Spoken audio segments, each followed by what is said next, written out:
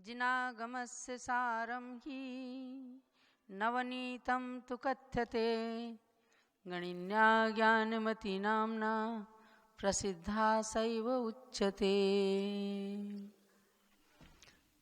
जिनागम के सार रूप में जो वाणी हमें प्राप्त हुई वह बनी जिनागम नवनीत।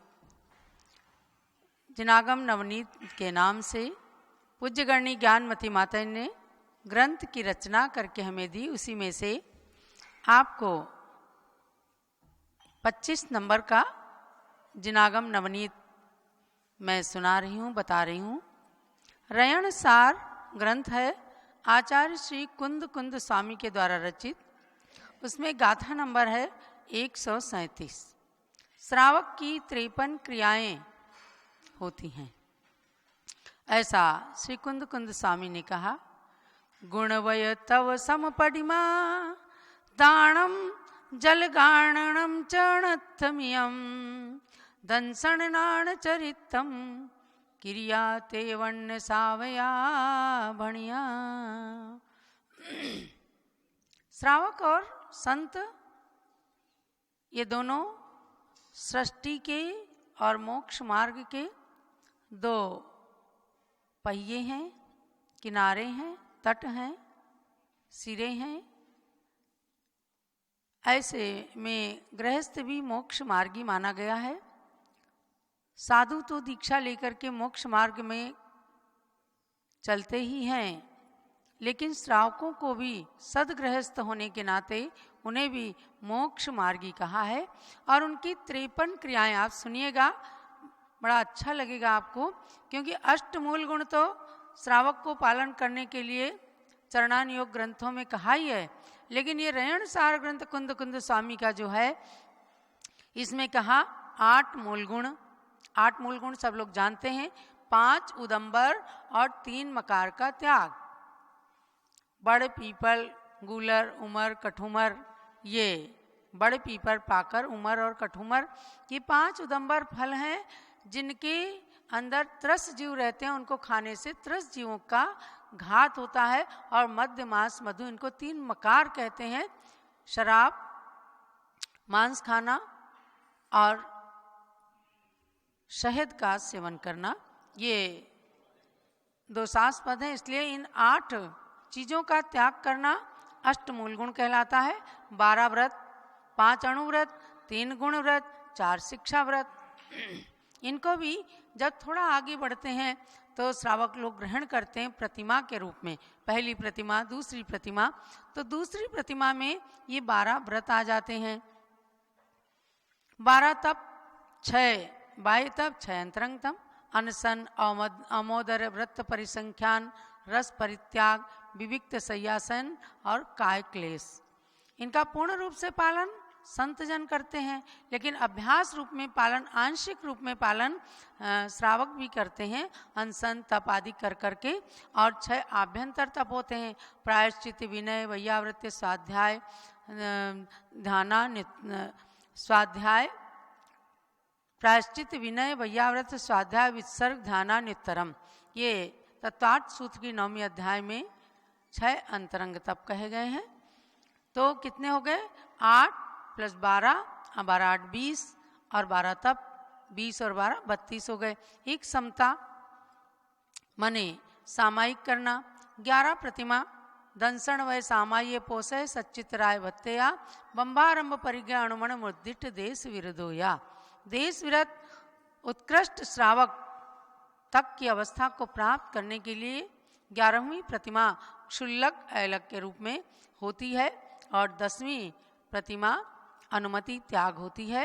तो इन 11 प्रतिमाओं का यथाशक्ति धारण करना ये भी श्रावक की क्रिया है। 4 प्रकार का दान, आहार दान, औषधि दान, ज्ञान दान, अभय दान, जल गालन, जल को छान करके पीना, रात्रि भोजन त्याग, ये सब लोग जानते ही हैं कि रात में कम से कम, वैसे तो चतुराहार का त्याग यहाँ भी बख्शित है, लेकिन नहीं तो कम से कम अन्न के भोजन का त्याग करना, रात्रि भोजन त्याग होता है।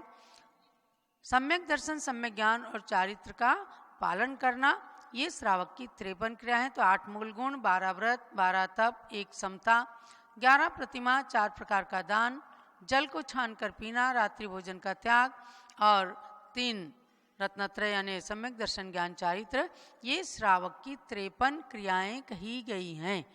ये किसने कहा? कुंद कुंद आचार्य ने।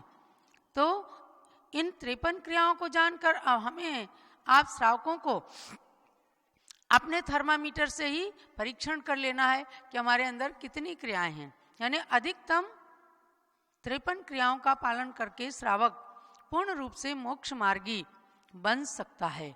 ऐसे सदगृहस्थ का पालन करते हुए, अपने कर्तव्यों का पालन करते हुए सम्राट चक्रवर्ती भरत जैसे घर में रह करके भी अपने कर्मों को निर्जीर्ण करते थे। महानुभावों, एक कुरल काव्य है, वो भी कुंद कुंद आचार्य का लिखा हुआ, और उसकी तमिल भाषा में टीका है, अब हिंदी में भी वह टीका छपी है। तो उसके अंदर एक बहुत सुंदर सूक्ति श्रावकों के लिए कही गई। यत्र धर्मस्य साम्राज्यम प्रेमाधिक्यम च दृश्यते तद्ग्रहेतोष पीयूषम सफलाश्च मनोरथा। हर श्रावक को ध्यान देने के योग्य है। इसको तो आप लिख करके और अपने घरों के अंदर टांग लें ताकि रहे। यत्र धर्मस्य साम्राज्यम प्रेमाधिक्यम च दृश्यते तद्ग्रहेतोष पीयूषम सफलाश्च मनोरथा। अर्थात जिस घर के अंदर धर्म का साम्राज्य होता है, धर्म अर्थ काम मोक्ष, इन पुरुषार्थों का सेवन क्रमशः किया जाता है, केवल अर्थ के लिए या केवल काम सेवन के लिए नहीं, बल्कि क्रम से, जैसे भरत चक्रवर्ती ने धर्म अर्थ काम और काम का सेवन किया, उसके बाद मोक्ष पुरुषार्थ बहुत जल्दी उनके जीवन में साकार हो गया था।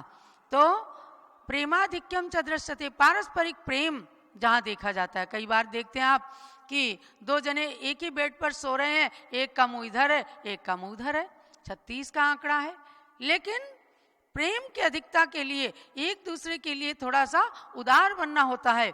आज लॉकडाउन, इस वैश्विक महामारी के तहत बहुत सारे लोगों को, पुरुषों को भी घर में रहने का मौका मिला है।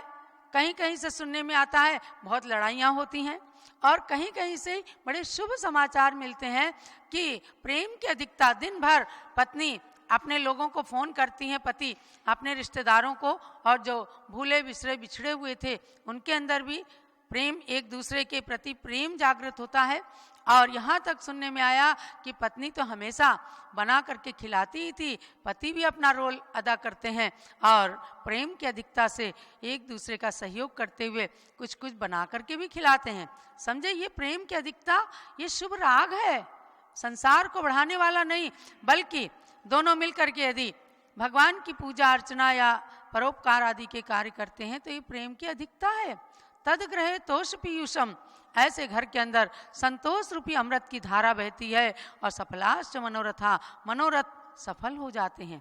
ऐसा सदगृहस्थ का धर्म सबके जीवन के अंदर आए।